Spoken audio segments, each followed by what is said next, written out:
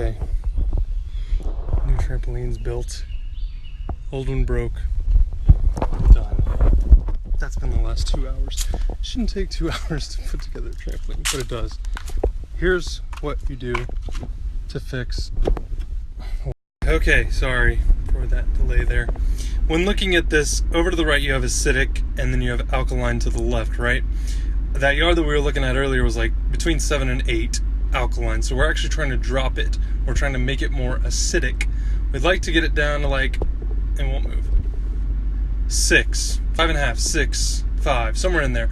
Right at the top of that would be ideal. For fescue, that fescue that we're trying to grow there. So they've been dumping a ton of lime on that yard over the last couple of years, and it shows. So we need to add sulfur to lower the pH. Make sense? If the opposite is occurring, or you have 2, 3, 4, it's more acidic soil, you want to add lime to raise the pH, or to bring it into that, again, 5 to 6. Check with your local extension office on what your local grass needs, but here in Atlanta, 5, 5.5, 6, 6.5 is okay, or ideal. It just depends on what grass you're looking at. If you got Bermuda like that, it's different. If you got fescue, it's different. So check with your local extension office from a university, local horticulturist, something like that should know. Also, something else to know, all plants have different pH requirements. Ideal pH requirements. So if you Google it, you will typically find in your area what plants will survive on what pH levels. And again, it's typically a range. It'll do okay if it's acidic, it'll do okay if it's too alkaline, but you want to try and dial it in as much as possible. It doesn't take a lot of lime to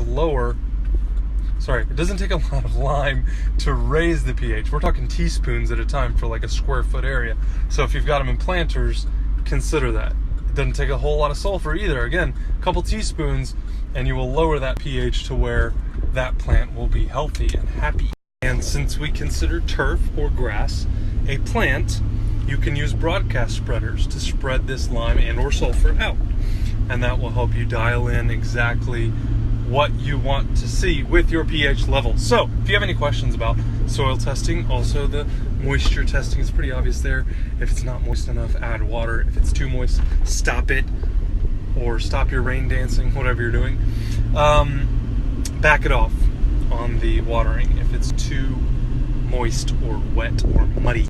Cool little side note here behind the scenes for all of you southerners. If you have hydrangeas in your garden somewhere or in your yard, you can change the color, aka the pH in the soil of those hydrangeas. You can change the color of them by adding sulfur or by adding lime.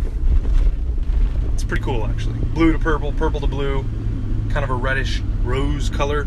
Try it out. I'm not lying, I promise.